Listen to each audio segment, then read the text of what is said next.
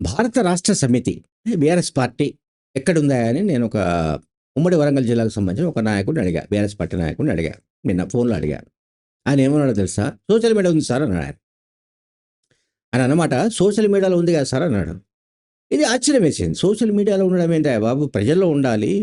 And ప్రజా సమస్యలపై గట్టిగా పోరాడుతున్నట్టు మరి రోజు ప్రచారం జరుగుతోంది. అండ్ బీఆర్ఎస్ మీడియా కావచ్చు, లేకుంటే పబ్లిసిటీ కావచ్చు, అంతా చాలా భారీ ఎత్తున జరుగుతోంది అని అంటే ఆయన ఒప్పుకోలేదు. సార్ ఆయన ఒకటే అన్నాడు బీఆర్ఎస్ నాయకుడు. సోషల్ మీడియా అంటే ట్విట్టర్, ఫేస్‌బుక్ లేకుంటే ఇన్‌స్టాగ్రామ్, వాట్సాప్ వగైరా వగైరా ఏవైతే ప్లాట్‌ఫార్మ్స్ ఉన్నాయో, ఈ ప్లాట్‌ఫార్మ్స్‌లో మాత్రమే బీఆర్ఎస్ పార్టీ యాక్టివ్‌గా ఉంది. ఆయన కేటీఆర్‌ను నిందించాడు. బీఆర్ఎస్ పార్టీ వర్కింగ్ ప్రెసిడెంటే ఇందుకు కారణం. BRS party working president KTR ఒక ఒక ప్రైవేట్ ఆర్మీలాగా ఒక సోషల్ మీడియా టీమ్‌ను తయారు చేసి, బృందాలను తయారు చేసి, వాళ్ళు రోజు రేవంత్ రెడ్డికి వ్యతిరేకంగా, కాంగ్రెస్ ప్రభుత్వానికి వ్యతిరేకంగా ప్రచారం చేయడమే ఒక ఎజెండాగా పెట్టుకొని చేస్తున్నాడు.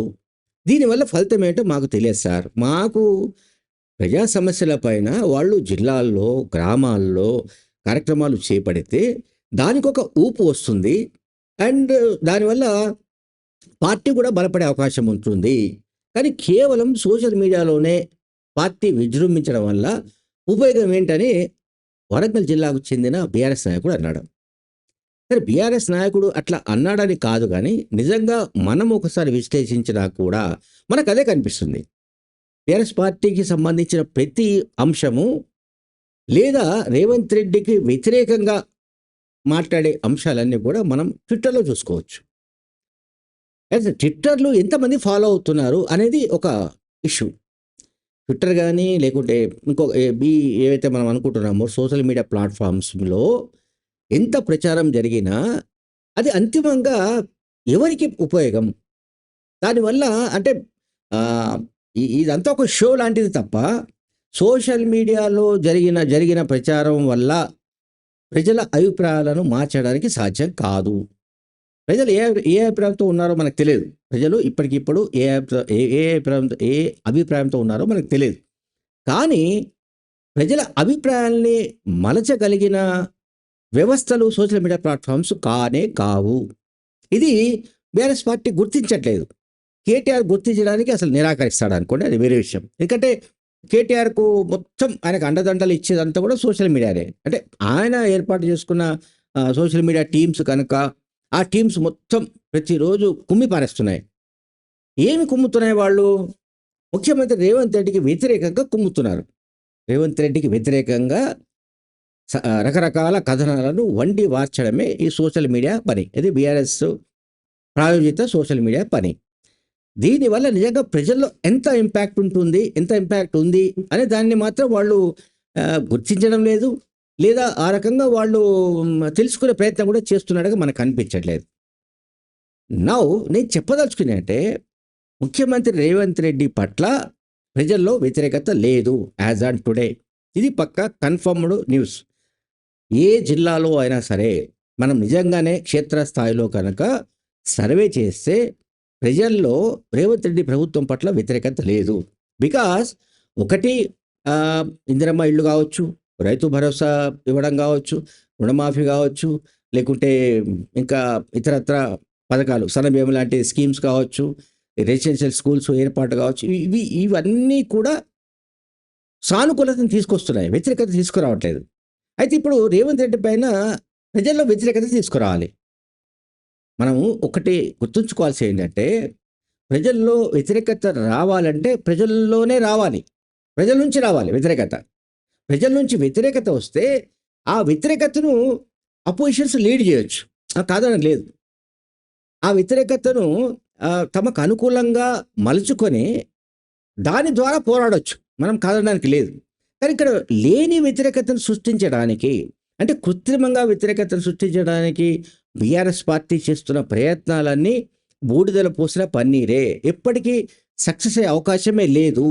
ఎందుకంటే ఒకటి మనం గుర్తుంచుకోవాల్సింది, ఆ గడిచిన 10 ఏళ్ళు ఏవైతే ఉన్నాయో 2014 నుంచి 2023 డిసెంబర్ దాకా బీఆర్ఎస్ హయాంలో జరిగిన అంటే వాళ్ళ యాటిట్యూడ్ కావచ్చు, లేకుంటే ఇంకేమంటాం బంధుప్రీతి కావచ్చు, అండ్ కుటుంబ సభ్యుల అవినీతి అక్రమాలు కావచ్చు, ఎమ్మెల్యేలు సామంత రాజులుగా వ్యవహరించిన పద్ధతి కావచ్చు, వీటన్నింటి పట్ల ఆగ్రహం వచ్చి వాళ్ళను తిరస్కరించి ప్రతిపక్షంలోకి నెట్టివేశారో, ఆ ప్రజలకు బీఆర్ఎస్ పార్టీ పట్ల ఇంకా ఆ ఆగ్రహం తగ్గలేదు.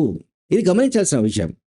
బీఆర్ఎస్ పార్టీ గమనించాల్సిన అంశం ఏంటంటే, ఇంతకు ముందు తాము ప్రభుత్వంలో ఉన్నప్పుడు, తాము అధికారంలో ఉన్నప్పుడు ప్రజలు తమని తిరస్కరించిన కారణాలను వాళ్ళు రివ్యూ చేసుకోరు. రివ్యూ చేసుకోవడానికి వాళ్ళకి ఇష్టం లేదు. రెండోది, ప్రజల్లో తమ పట్ల ఆగ్రహం ఇంకా తగ్గలేదని కూడా వాళ్ళు అర్థం చేసుకోవడం లేదు. అందువల్ల వాళ్ళు చేస్తున్న పని అంతా ఏంటంటే, తెల్లారి లేచినప్పటి నుంచి రేవంత్ రెడ్డికి వ్యతిరేకంగా పోస్టులు పెట్టడం. రేవంత్ రెడ్డి ఢిల్లీకి పోతున్నాడు, ఇది 47సారి పోయాడు, 56సారి పోయాడు, లేకపోతే మూటలు మోస్తున్నాడు, ఆయన బ్యాగ్ మ్యాన్, బ్యాగులు మోస్తుంటాడు, బ్యాగ్ అంటే డబ్బు సంచులు మూటలు మోస్తుంటాడు. ఈ రకమైన ప్రచారం కానీ, ఈ రకమైన ప్రాపగండ కానీ ఇది ప్రజలకు ఉపయోగపడేది కాదు. ప్రజలకు దీంతో అసలు ప్రజలకి దీంతో ఏ రకమైన ఇది లేదు, అవసరం లేదు. ప్రజలకు అవసరం లేని విషయాలను ప్రజలకు అవసరమైనట్టుగా వీళ్ళు చిత్రీకరించి ప్రజల్లో ఇక పెద్ద ఎత్తున వ్యతిరేకత వచ్చినట్టుగా ఒక యూఫోరియా అంటాం కదా, అంటే ఒక లేని ప్రపంచాన్ని సృష్టించడానికి బీఆర్ఎస్ ప్రయత్నిస్తోంది. మనకు అంతకుమించి ఏమీ కనిపించట్లేదు. గడిచిన దాదాపు 18 ఏళ్ళుగా మనం గమనిస్తే ఈ రకమైన పరిస్థితి మనకు కనిపిస్తోంది. అంటే ఇప్పుడు మనం ఒకసారి హిస్టరీ తీసుకుంటే 99 ఆ ప్రాంతాల్లో అనుకుంటా, బహుశా 99 అనుకుంటా, 99 ఆ ప్రాంతాల్లో ఇది వ్యతిరేకత వచ్చింది. ఎవరి పట్ల? చంద్రబాబు నాయుడు ప్రభుత్వం పట్ల వ్యతిరేకత వచ్చింది. అప్పుడు ఉమ్మడి ఆంధ్రప్రదేశ్ ఎందుకు వచ్చింది? కరెంటు ఛార్జీలు పెంచాడు. అప్పటికే వర్షాభావం ఉంది. వర్షాభావం వల్ల సహజంగానే కొన్ని ఇష్యూస్ వచ్చాయి అండ్ సమస్యలు వచ్చాయి. ఆ తర్వాత కరెంట్ ఛార్జీలను కూడా చంద్రబాబు నాయుడు పెంచాడు. వీటన్నిటి కారణంగా ఏమైందంటే ఆ వ్యతిరేకత అంతా కూడా ఒక ఉద్యమంలాగా షిఫ్ట్ అయింది. అంటే ఒక ఉద్యమంలాగా రూపుదాల్చింది. సో ఆ ఉద్యమంలాగా రూపుదాల్చినప్పుడు సహజంగానే ఆ ఉద్యమానికి కాంగ్రెస్ పార్టీ లీడ్ చేసింది. ఆ లీడ్ చేయడం వల్ల ఏమైందంటే 2004లో అప్పటి చంద్రబాబు నాయుడు ప్రభుత్వాన్ని ప్రజలు గద్దె దించి కాంగ్రెస్కు అధికారం కట్టబెట్టారు. ఇదొక హిస్టరీ. అంటే నేనేం చెప్పదలుచుకున్నానంటే, అట్లా కొన్ని సమస్యల పట్ల, కొన్ని ఇష్యూస్ పట్ల, కొన్ని వర్గాల ప్రజల్లో నిజంగానే వ్యతిరేకత వస్తే ఆ వ్యతిరేకత కనిపిస్తుంది. ఆ వ్యతిరేకత విజిబుల్గా కనిపిస్తుంది. ఆ వ్యతిరేకతను ఇంకొక రాజకీయ పార్టీ క్యాచ్ చేసుకోవచ్చు. నేను అందుకే చంద్రబాబు నాయుడు ఎపిసోడ్ చెప్పింది. అట్లా జరగకుండా ఇప్పుడు చేస్తున్న పని అంతా ఏంటంటే, ఏదో రకంగా ఆర్టిఫిషియల్ యాంటీ ఇన్కంబెన్సీ ఫ్యాక్టర్ను సృష్టించడానికి ఈ ప్రయత్నాలు ఏవైతే చేస్తున్నారో ఇవి ఫలించేవి కావు. సోషల్ మీడియా కారణంగా ఓట్లు పడతాయేమో అని అనుకుంటే అంతకు మించిన అమాయకత్వం ఇంకొకటి లేదు. అంతకు మించిన అవగాహన రాహిత్యం ఇంకొకటి లేదని కూడా నేను అనుకుంటున్నా. Thank you very much.